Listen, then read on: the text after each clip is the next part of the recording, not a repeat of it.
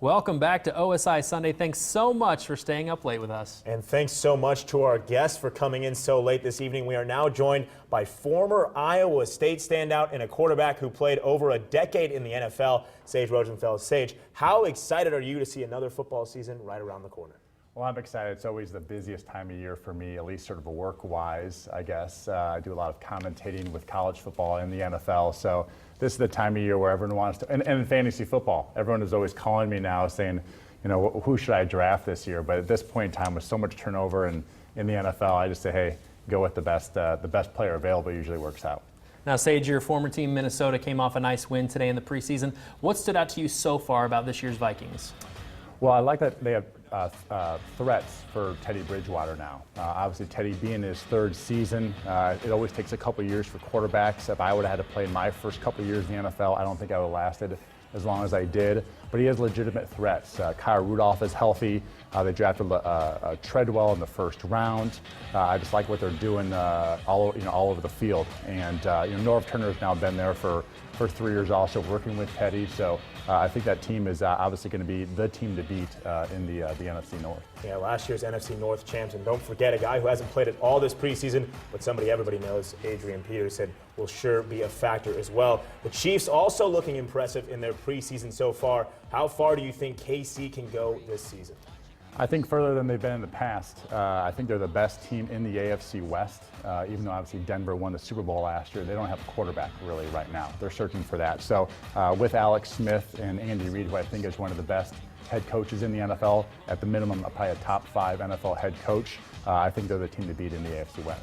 Now, speaking of the AFC West, you played under the Broncos head coach. Now, with losing Peyton Manning to retirement, how far of a drop-off do you think Denver takes it, if any?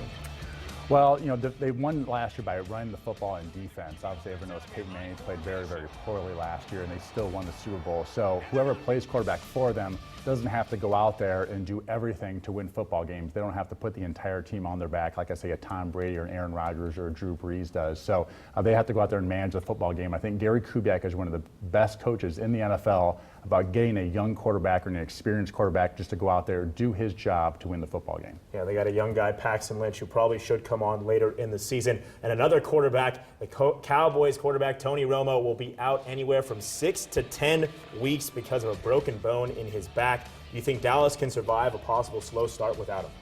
Probably not, though I really do like Dak Prescott, who is the rookie quarterback out of Mississippi State. He has looked very, very good in the preseason so far. In all 3 games, he has looked like a veteran NFL quarterback, so that's encouraging, but you never really want to go into an NFL season with a rookie starting, even if you're the first or second pick in the draft, which LA and Philadelphia have right now as quarterbacks. You prefer to have a veteran out there.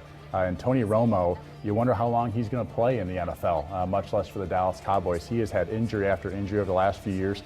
I've always highly respected him as a quarterback, one of the best players, I think, in the league, really a lot of times overlooked as one of the better quarterbacks in the league, but the injury bug has really hit him the last few seasons. Yeah, always problems with that back, too. It should be tough for Tony Romo. Right. Now, Sage, getting back to the Vikings, with such a heartbreaking way to, end its season last year, how much motivating do you think that can be? How fired up will these guys to kind of take it even further, do you think, this year? Well, I think, people, overestimate how much those types of motivations, help or hurt a football team.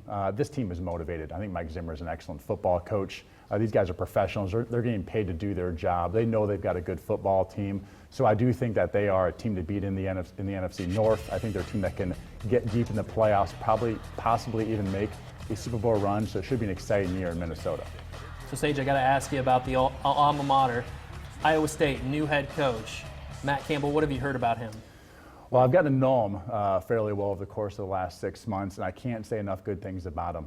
He's the youngest coach in college football, in major college football. He's 36 years old. He has done a phenomenal job of recruiting, and a lot of people say Ames, Iowa is not an easy place to recruit, but he has gone out, and we have a recruiting class that's very, very respectable. I mean, Nebraska always gets obviously top recruits, always one of the top 5 or top 10 recruiting schools in the country, but the fact that we're not in the 50s or 60s, that we're actually in the 30s or possibly even the 20s, that's good news for Iowa State. I think he brings a great energy to the school, to the football team, and I'm expecting them to really win some football games this year.